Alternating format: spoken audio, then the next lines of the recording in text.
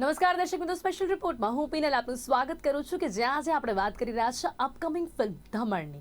એમ તો આ નામથી આપણે થોડા પરિચિત થયા કોરોના કાળમાં, કારણ કે જ્યારે સ્વદેશી વેન્ટિલેટર બનાવવામાં આવ્યું ત્યારે આપણે એ નામ સાંભળ્યું. પણ હવે આ ફિલ્મનું નામ દમણ કેમ છે એ પણ આપણે જાણીશું. એની સાથે આ એક એવી ફિલ્મ છે કે જે ફિલ્મમાં આપણને કોમેડી પણ જોવા મળશે, એની સાથે ભરપૂર એક્શન જોવા મળશે. અને એક્શન પણ કેવું કે જે આપણે બોલિવૂડ કે સાઉથની ફિલ્મોમાં અત્યાર સુધી જોતા આવ્યા છે. એના સિવાય આપણને કોમેડી પણ જોવા મળશે, પ્રેમ, સંવેદના અને સાથે જ રાષ્ટ્રભક્તિનું સમન્વય છે આ ફિલ્મ. તો આ ફિલ્મમાં આપણને બધું જ જોવા મળવાનું છે. ત્યારે આ ફિલ્મ વિશે બધું હું જ નહીં કહું, આ ફિલ્મ વિશે વધુ જાણવા માટે આપણી સાથે આ ફિલ્મના સ્ટારકાસ્ટ અહીંયા જોડાઈ ગયા છે. આરજો ત્રિવેદી અને કથા પટેલ, આ બંનેનું ખૂબ ખૂબ સ્વાગત છે. Welcome to Gujarat news. Thank you so much. આરજો, સૌથી પહેલા જે શરૂઆત કરી મેં કે દમણ આ નામથી લોકો થોડા ઘણા પરિચિત છે, પણ છતાં પણ કે જ્યારે આપણે ફિલ્મમાં સોલ્જરને જોતા હોઈએ અને એ ફિલ્મમાં આપણને ચોક્કસપણે ટ્રેલર જોતા જ આપણને ખ્યાલ આવે કે આમાં રાષ્ટ્રભક્તિ અને દેશભક્તિની વાત હશે. એની સાથે જ પ્રોમોમાં મેં પણ જોઈ રહ્યા છે કે ભરપૂર કોમેડી પણ આપણને જોવા મળવાની છે. પણ એની સાથે સાથે જ્યારે આપણે એક સોલ્જરને જોતા હોય ને ત્યારે નામ દમણ હોય ત્યારે સવાલ એ ચોક્કસપણે થાય કે આ ફિલ્મનું નામ દમણ કેમ છે? યસ, બિલકુલ. દમણ એ કેટલું જોરદાર પાવરફુલ નામ છે કે જે આપણે બોલીએ ને તો પણ આમ અંદરથી અવાજ આવતો હોય ને એવું છે કે દમણ. અને જ્યારે પહેલી વખત વાત થઈ ત્યારે મને જ પોતાને પ્રશ્ન થયો હતો અને મેં સર સાથે એ પ્રશ્ન રજૂ પણ કર્યો હતો કે સર દમણ આપણે શું કામ નામ રાખીએ છીએ. એમનો બહુ સરસ આન્સર હતો કે દમણ બેઝિકલી એટલા માટે નામ રાખીએ છીએ કે દમણ એટલે કે આમ જોવા જઈએ તો લુહાર હોય એની ધમણી હોય જે પમ્પિંગ મશીનનું કામ કરતી હોય. એટલે પમ્પિંગ શું કરે તો હૃદય એટલે હાર્ટબીટ. તો આપણા દેશની હાર્ટબીટ કોણ છે તો એ સોલ્જર છે અને ધબકારા છે આપણા દેશના. એટલા માટે આ સોલ્જરની વાર્તા છે ને એટલા માટે થઈને દમણ બહુ બહુ જ પરફેક્ટ નામ કહી શકાય છે આ ફિલ્મ માટે. કથા, સૌથી પહેલા આપનું જે કેરેક્ટર છે એના વિશે જાણવા માંગીશ, કારણ કે જે રીતે આ ફિલ્મમાં આપણે જોઈ રહ્યા છે બહુ જ બબલી કેરેક્ટર આપનું જોવા મળી રહ્યું છે. કારણ કે જે ફિલ્મમાં અમે એક સોલ્જરને જોતા હોય ને એમાં એકદમ આપણને ગ્લેમર પણ જોવા મળે, કોમેડી પણ જોવા મળે, જસ્ટ બીકોઝ ઓફ યુ. તો આપના કેરેક્ટર વિશે વધુ જાણવા માંગીશું. મારા કેરેક્ટરનું નામ રાશિ છે મૂવીમાં, અને એક એવી કેરેક્ટર છે જેનું who is a modern Indian girl. Modern એટલે કહીશ કારણ કે એ બહુ જ કોન્ફિડન્ટ છે. શી ટેક્સ અ સ્ટેન્ડ, જ્યાં એનો સ્ટેન્ડ લેવાનો હોય, જ્યાં બોલવાનું હોય ત્યાં બોલે છે. But at the same time she is a traditional Indian girl. એની વેલ્યુઝ એટલી જ સ્ટ્રોંગ છે. અને તમે જાણો છો કે ફૌજી, એક સોલ્જર જે આટલો ડિસિપ્લિન્ડ હોય છે, આટલો ડિટર્મિન્ડ હોય છે, એના દેશ માટેનો એનો કેટલો પ્રેમ હોય છે, એના સાથે જોડાવા માટે પણ એ છોકરીએ પણ એટલું જ સ્ટ્રોંગ અને ડિસિપ્લિન્ડ હોવું પડતું હોય છે. તો એટ ધ સેમ ટાઈમ એની સાથે રહીને એટલી જ એને ડિફિકલ્ટ ટાઈમ્સમાં સપોર્ટ કરે છે, મોટિવેટ કરે છે અને હિંમત આપે છે કે જ્યાં જ્યાં સમાજમાં ખરાબ કામો ચાલતા હોય ત્યાં તું એનું સ્ટેન્ડ લે અને સારું કરવાની હિંમત રાખ. જી, તો આજે હવે વાત કરી કથાએ કે જ્યાં જ્યાં સમાજમાં એવા કામો ચાલતા હોય, એટલે કે આપણે એ ફિલ્મમાં એવું જ નથી જોવાના કે બોર્ડર પર જે સૈનિકો લડતા હોય છે દેશની માટે, માત્ર એટલી જ દેશભક્તિ નથી, પણ આપણે આપણા ઘરમાં રહીને પણ એ દેશભક્તિ દર્શાવી શકીએ છીએ. આપણે ત્યાં એટલે કે દરેક નાગરિકનું કંઈક કર્તવ્ય હોય છે દેશની માટે. કદાચ એવું કંઈક આ ફિલ્મમાં જોવા મળી રહ્યું છે. આપનું જે પાત્ર છે કંઈક એવો જ મેસેજ આપે છે. બિલકુલ સાચી વાત છે. કેમ કે આપણે જો સોલ્જરની વાત કરીએ, આર્મીની વાત કરીએ તો આપણને એમ હોય છે કે બોર્ડર ઉપરની વાત હશે, ત્યાંના યુદ્ધની વાત હશે. પણ ના, આ ફિલ્મ એટલા માટે જુદી છે કે માત્ર બોર્ડર નહીં, પણ આપણે જો સાચી હકીકત પણ જાણીએ તો એવું છે કે ફૌજી એ હંમેશા એના દેશ માટે બોર્ડર પર નહીં પણ દેશની અંદર પણ જ્યાં જ્યાં એની જરૂર હોય ત્યાં 24 કલાક ઓન ડ્યુટી હોય છે. અને મને એવું લાગે છે કે નાગરિક તરીકે આપણા દેશમાં જેટલા પણ દૂષણ છે કે સમાજમાં જ્યાં જ્યાં ના થવાનું કંઈ પણ થઈ રહ્યું છે ત્યાં જો આપણે સ્ટેન્ડ લઈએ ને આપણે રિસ્પોન્સિબિલિટીથી આગળ આવીએ અને ઊભા રહીએ તો એ દરેક નાગરિક પણ એ જ ફૌજીનું કર્તવ્ય નિભાવે છે. એટલે એ પણ એ ફૌજી જ છે પોતાના અંતરમાં, એવું કહી શકાય. તો આપણે સ્ટેન્ડ લેવું જોઈએ. જી, આરજો, એક ફૌજી હોવું એ કેટલું ડિફિકલ્ટ છે, જે કદાચ આ પાત્રને ભજવતા તમને પણ ખ્યાલ આવ્યો હશે. કેવો એક્સપિરિયન્સ રહેવાની સાથે એ કહેવાય ને કે ફૌજીની જે વર્દી હોય ને પણ જ્યારે આપણે આપણી ઉપર જોઈએ ને કદાચ સામે બી કોઈ આવી જાય ને તો આપણા તરત જ આપણે સેલ્યુટ કરવાનું મન થઈ જાય.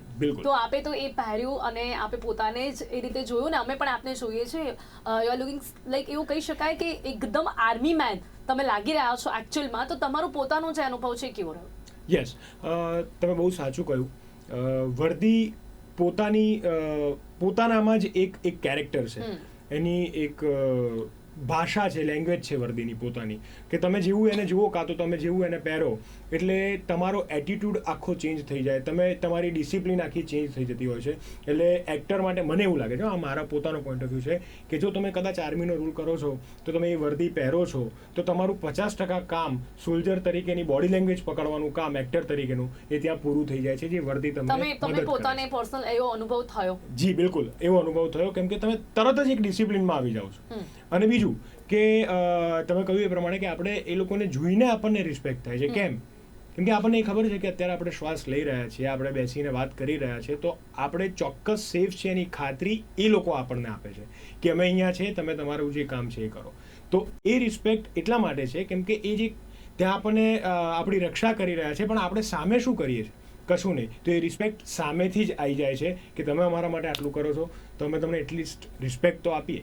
જી સ્ટીલ આર્જો પોતાની બોડી લેંગ્વેજમાં કેવા ચેન્જીસ લાવવા પડે કે જ્યારે તમે એક ફૌજીનો કિરદાર નિભાવી રહ્યા હોય તો વેલ ડિસિપ્લિન્ડ અને એની સાથે જ ઘણું બધું તમારી અંદર એક દેખાવું જોઈએ જે અમે ઓન સ્ક્રીન જોઈ રહ્યા છે, પણ એની માટે તમે શું મહેનત કરી? યસ, બેઝિકલી એવું કહેવા માંગીશ કે આર્મી જે છે એ આપણા દેશને રિપ્રેઝેન્ટ કરે છે, એટલે રિસ્પોન્સિબિલિટી તમારી એક લેવલ કરતાં વધી જતી હોય છે. તો હું તમને મારી વાત કહું તો મારું જે બોડી સ્ટ્રક્ચર હતું આ ફિલ્મ જ્યારે મને સાઇન કરી ત્યારે સાંભળી ત્યારે એમાં સૌથી પહેલી મારી શરત ડિરેક્ટર સરની મારા માટેની શરત એ હતી કે તમારે એક પ્રોપર બોડીનું સ્ટ્રક્ચર ગોઠવવું પડશે કે જે અમારી રિક્વાયરમેન્ટ છે, અને જેના માટે હું બહુ જ એન્થુ હોઉં છું.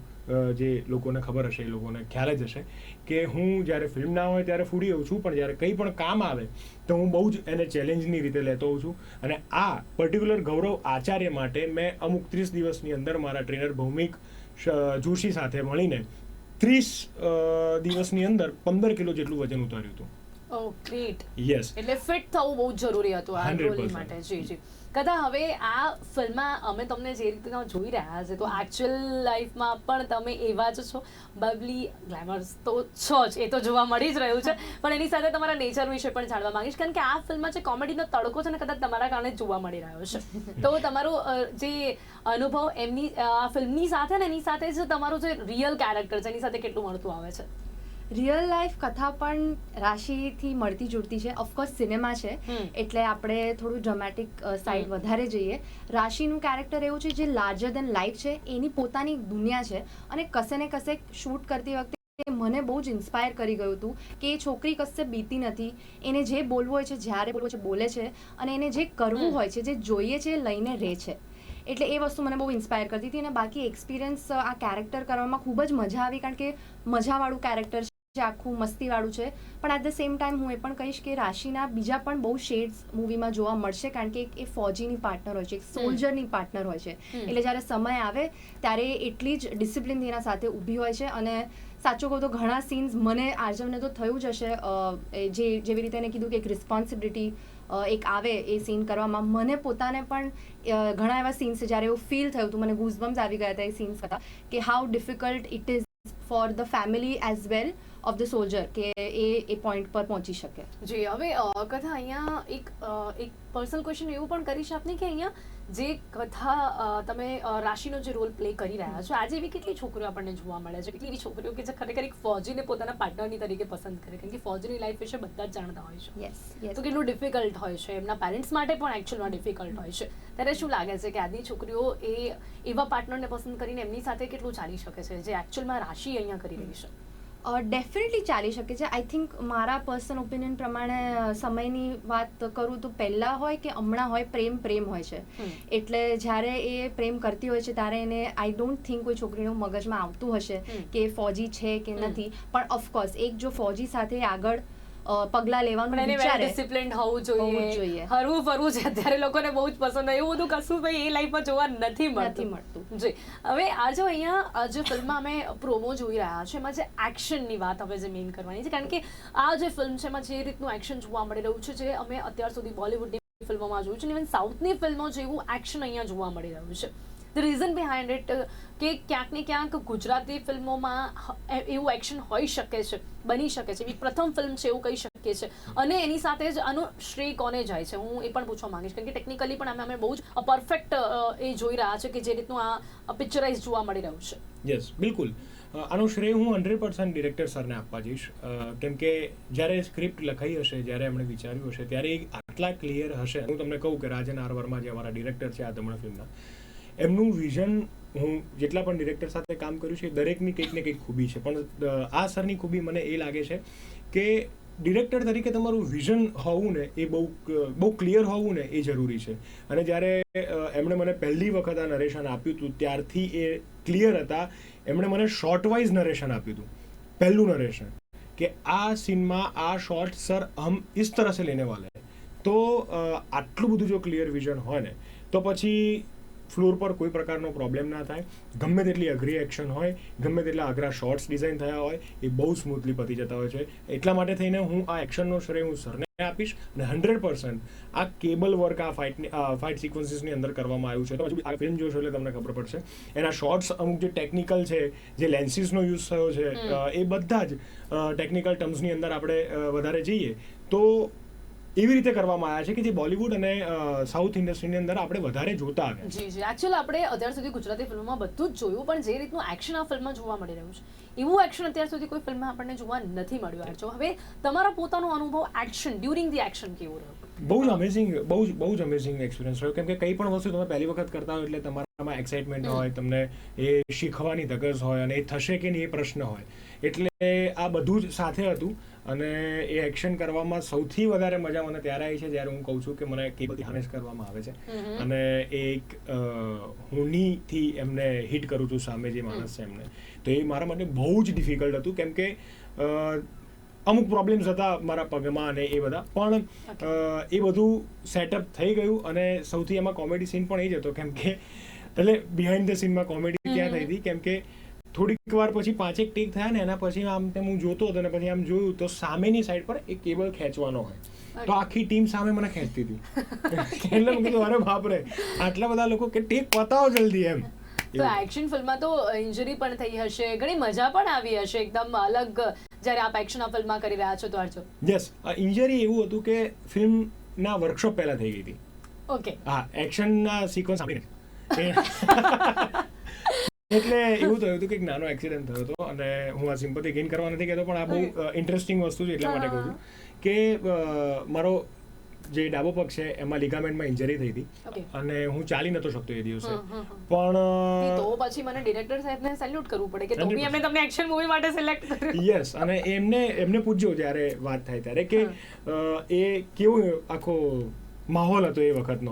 હું પોતે ટેન્શનમાં હતો, બધા ટેન્શનમાં હતા, પણ સમાવ કહીએ છે ને કે પોઝિટિવ એનર્જી તમારી સાથે હોય. એટલે ભગવાન મૂવીના પ્રોમોમાં જોઈને અમે બિલકુલ નથી કહી શકતા, એટલે તમારું એ તો સફળ જ રહ્યું છે, તમે જે બી મહેનત કરી છે. કથા, હવે અહીંયા તમારું ને આર્જો માં જે બોન્ડિંગ જોવા મળી રહ્યું છે ઓન સ્ક્રીન ઓફ સ્ક્રીન પણ પૂછવા માંગીશ, અને એની સાથે જે રીતે અમે પ્રોમોમાં જોઈ રહ્યા છે બુલેટ ચલાવવા માટેનો તમારો જે એક્સપિરિયન્સ છે એ પણ કેવો રહ્યો છે, ને ઓફ સ્ક્રીન પણ તમારી કેવી અહીંયા બોન્ડિંગ જોવા મળી રહી છે? ઓફ સ્ક્રીન બોન્ડિંગની વાત કરું તો હું એ રીતે કહીશ કે આપણે આર્જવને ઓલરેડી આટલી બધી મૂવીઝમાં જોયું જ છે, એટલે મારા કરતાં બહુ એક સિનિયર એક્ટર છે, એટલે કશે ને કશે મને બહુ જ નર્વસનેસ હતી મૂવી પહેલાં કે કઈ રીતે જશે, હું કઈ રીતે એમની જોડે સીન્સ કરીશ. પણ ફોર્ચ્યુનેટલી આખી ટીમ, આર્જવ તો છે જ અને બીજા બધા એક્ટર્સ સાથે પણ આખી ટીમ એટલી કોઓપરેટિવ હતી. અને આર્જવની એક સારી વાત એ છે કે હું જેટલી બી વાર એમને કહેતી કે આપણે સીન્સ રિહર્સ કરીએ, હજી એકવાર કરીએ, he never said no.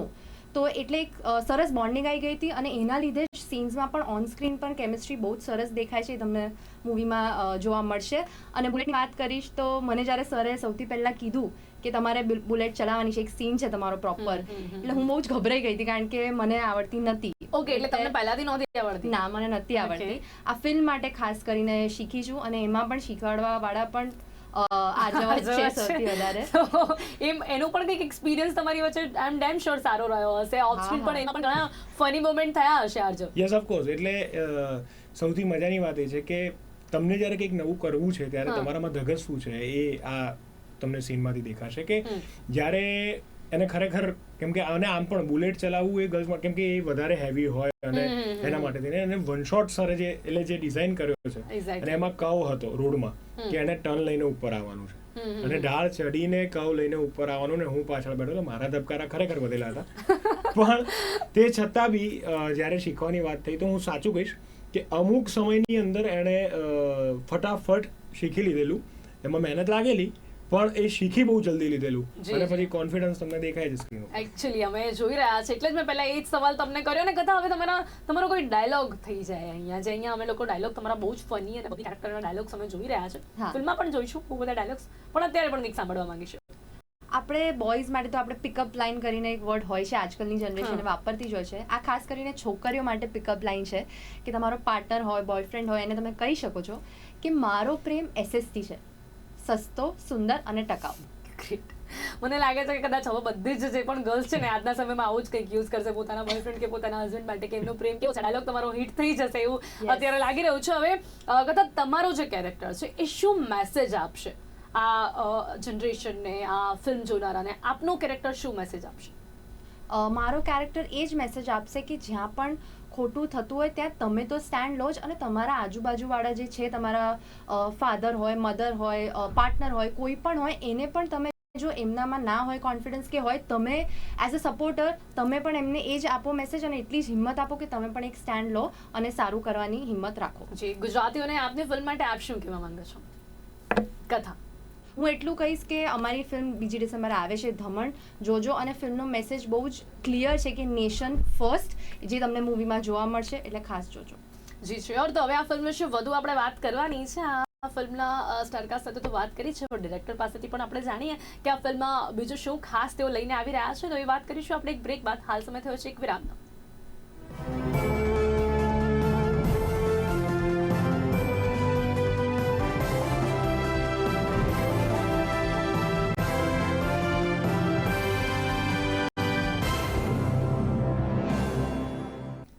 Break બાદ ફરી એકવાર આપનું સ્વાગત છે. વાત કરી રહ્યા છે ધમણ ફિલ્મને લઈને. તો હવે આ ફિલ્મના ડાયરેક્ટર આપણી સાથે જોડાયા છે રાજन आर वर्मा जी. राजन जी आपનું स्वागत है. Welcome to Gujarat news. Rajan ji, हम पहले बात कर ही रहे थे कि ये जो धमन फिल्म है, धमन जो नाम है, सुना और जाना कि इस नाम के लिए सभी जल्दी रेडी नहीं हो रहे थे. आपने थोड़ा मुश्किल से कन्विंस किया. तो आपकी प्रायोरिटी क्यों थी ये नाम, यही नाम रखना है, और फिर आपने कैसे कन्विंस किया धमन को लेके? बहुत सही सवाल किया आपने. दरअसल जब मैंने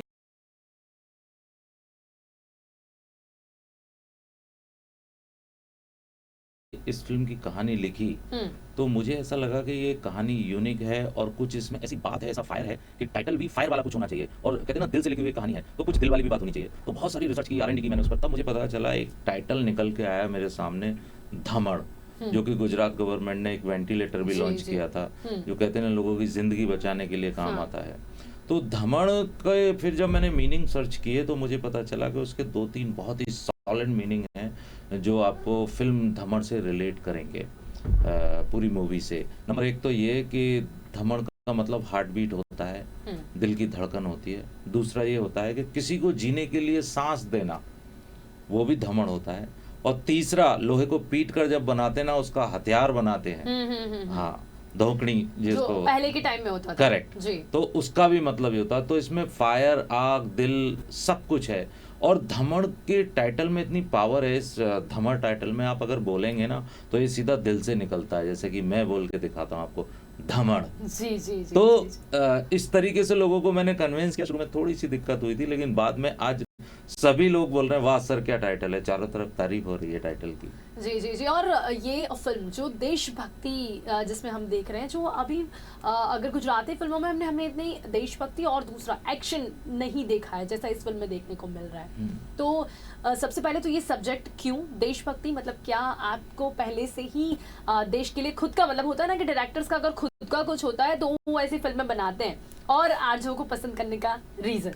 हाँ, दरअसल कैसा है कि जब हम किसी सब्जेक्ट पे काम करते हैं एज ए डायरेक्टर, अगर मैं किसी सब्जेक्ट पर काम करता हूँ तो पहले तो ये सोचता हूँ कि सबसे पहले मेरी कहानी यूनिक होनी चाहिए, सब्जेक्ट यूनिक होना चाहिए.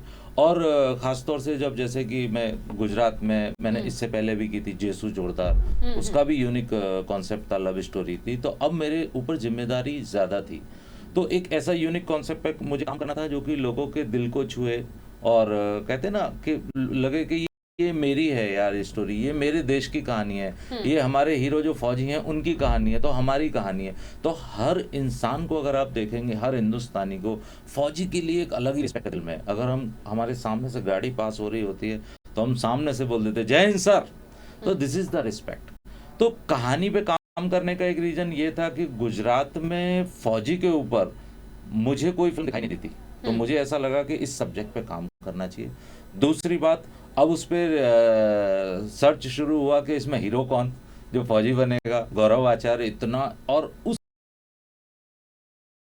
किरदार के अंदर खासतौर से ये एक बात है कि उसके दो पहलू हैं उस किरदार के, कि जितना वो दुश्मनों के लिए स्ट्रांग है उतना ही अपनी फैमिली के लिए सॉफ्ट है। हाँ, मतलब यहाँ पे दो मैसेजेस आप दे रहे हैं। एक तो देशभक्ति की भावना जो हर एक नागरिक में होनी चाहिए, और दूसरा यानी एक पूरी फैमिली फिल्म कह सकते हैं, दूसरा एक फैमिली की इंपॉर्टेंस भी इस फिल्म में दिखा रहे हैं जी। तो यहाँ पर अभी मैं एक डायलॉग सुनना चाहूंगी आरजो से, क्योंकि आरजो आपकी जो मतलब आपको जो पसंद किया गया उसका रीजन भी उन्होंने बताया, और इसमें जो हम एक डायलॉग सुन रहे हैं અહીંયા જે गुजराती को कभी हल्के में मत लेना, वो थोड़ा सा हिंदी टच करके जो आपने शुरुआत की है, तो आज ये डायलॉग તમારાથી હું સાંભળવા માંગીશ। બિલકુલ, પહેલા એ કહી દઉં કે હિન્દી ટચ એના માટે એટલા માટે છે કેમ કે આ કોઈ અમે એવું વિચાર નથી રાખ્યું કે આમ કોઈ પ્રદેશની ફિલ્મ છે જી, આ કોઈ પ્રદેશની નહીં, આ એક દેશની ફિલ્મ છે।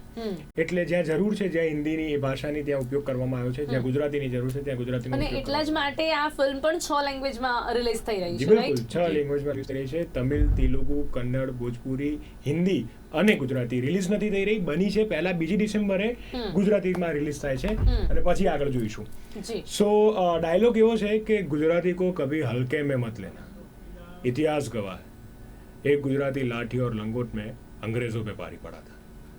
मतलब एक सेकंड માટે મને લાગ્યું कि फिल्म शुरू થઈ ગઈ, તમે कितनी जल्दी कैरेक्टर में આવી ગયા છો। ये यही रीजन है, हम देख सकते हैं यहाँ पे राजन जी की इनको इसलिए पसंद किया। इन्होंने बताया इनको इंजरी भी हुई थी, उसके बाद भी इन्होंने मतलब जो एक्शन जो सीन है वो भी बहुत ही परफेक्टली किए। तो कैसा रहा था वो एक्सपीरियंस, क्योंकि यहाँ पर हमने जो बात की कि एक तो जो साउथ की फिल्मों में जैसा एक्शन देखने मिलता है वैसा एक्शन इसमें देखने मिल रहा है, तो उसके लिए क्या अलग से टेक्निकली करना पड़ा राजन जी? जी, दरअसल जब मुझे बताया आर्जव ने कि मेरे पैर में फ्रैक्चर हुआ है, तो मैं थोड़ा सा घबरा गया था कि पूरी यूनिट राजकोट पहुंच चुकी थी शूटिंग के लिए। अब बहुत ज़्यादा प्रॉब्लम्स हो जाती अगर हम फिल्म शुरू नहीं करते तो, और उससे पहले हमें रिहर्सल्स भी थी, एक्शन के सीन्स जो थे वो मुझे रिहर्स कराने थे। फाइट मास्टर और जो फाइट टीम थी पूरी मैंने पहले से बुला ली थी क्योंकि इनको ट्रेंड भी करना था।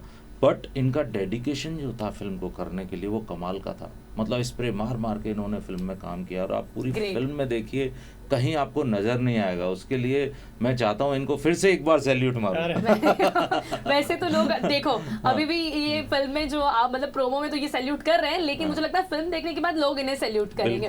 आज यहाँ पर ये हम जो एक और बात यहाँ सुन रहे हैं, आप लोग तो सारे यंग हैं ही, लेकिन यहाँ पर आपके जो प्रोड्यूसर हैं वो भी एक यंगेस्ट प्रोड्यूसर हैं। यस, उनके बारे में भी जानना चाहूंगी। બિલકુલ, આ વસ્તુ છે ને બહુ યુથને કનેક્ટ કરશે કે દેશપ્રેમની વાત છે અને આપણું યુથ એક 18 વર્ષનો છોકરો, યંગ માણસ, એ આ ફિલ્મ પ્રોડ્યુસ કરી રહ્યો છે, જેનું નામ છે શિવમ બોદર જી। એટલે એમનો પણ દેશ પ્રત્યેનો પ્રેમ કેટલો પ્રબળ છે એ આ એમના સ્ટેપ ઉપર, પગલા ઉપરથી જોવા મળે જી છે। જી। આજે તમને પર્સનલી શું લાગે છે એક દેશનો કોઈ પણ નાગરિક, આજનો જો યુવાન છે એમાં કેટલી દેશભક્તિ આજે જોવા મળી રહી છે, અને આ ફિલ્મથી આપણે શું એ ભાવનાને વધુ જગાડી શકીશું આજના યુવાનોમાં, શું લાગે છે? યસ, દેશપ્રેમ તો દરેક યુવાનમાં જોવા મળે જ છે, પણ કેમ કે જુસ્સો અને જનૂન જ્યારે આપણને જરૂર હોય ત્યારે ઉભરીને બહાર આવ્યો છે। અને મને એવું લાગે છે કે આ ફિલ્મ એટલા માટે જ ખાસ જોવી જોઈએ કેમ કે દેશપ્રેમની જે વાત આમાં કરવામાં આવી છે ને જે રીતે કરવામાં આવી છે, ખાસ કરીને જેમ મેં પહેલાં કહ્યું કે માત્ર બોર્ડર પર નહીં પણ સમાજની અંદર જેટલા દૂષણ છે એ દૂર કરવા માટે આપણે દરેક લોકોએ સ્ટેપ લેવા જોઈએ, અને જે નાગરિક એ પગલું ભરે છે એ દરેક મારા મતે, મારી નજરમાં એ ફौजी છે, तो એટલા માટે થઈને આ ફિલ્મ ખાસ જોવી। जी चौकसी राजन जी, आप ये फिल्म को लेके, आपकी ये फिल्म रिलीज हो रही है 2 दिसंबर को, आप क्या कहना चाहेंगे गुजराती से? मैं ये कहना चाहूँगा कि ये हर हिंदुस्तानी की फिल्म है और मैंने बहुत दिल से बनाई है, ये बहुत स्पेशल है।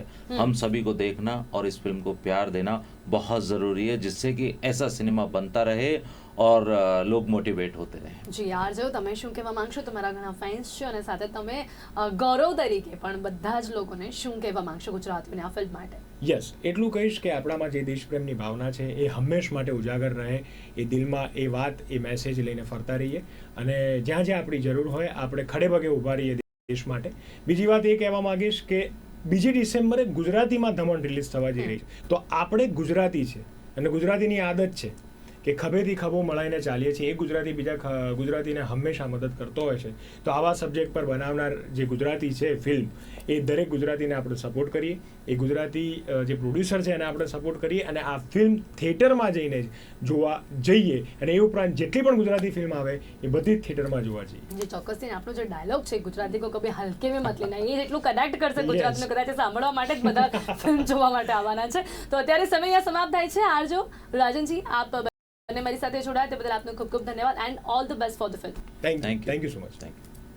તો દર્શક મિત્રો, આજે સ્પેશિયલ રિપોર્ટમાં વાત કરી છે દમણ ફિલ્મને લઈને. તો આ ફિલ્મ 2 ડિસેમ્બરે રિલીઝ થઈ રહી છે. તો ખાસ કરીને ગુજરાતીમાં ત્યારે ફિલ્મ રિલીઝ થઈ રહી છે, ત્યારબાદ 6 લેંગ્વેજમાં રિલીઝ થવાની છે. પરંતુ જે પ્રકારે એક્શન આ ફિલ્મમાં જોવા મળી રહ્યું છે અને જે રીતે પ્રોમો અને ટ્રેલર લોકોને ખૂબ જ પસંદ આવી રહ્યું છે, ચોક્કસપણે આ ફિલ્મ પણ લોકોને ખૂબ જ પસંદ આવશે. જરૂરથી જજો આ ફિલ્મને જોવા માટે. અત્યારે સમય અહીંયા સમાપ્ત થાય છે. ફરીથી મળીશું એક નવા વિષયની સાથે. ત્યાં સુધી રજા આપશો. નમસ્કાર.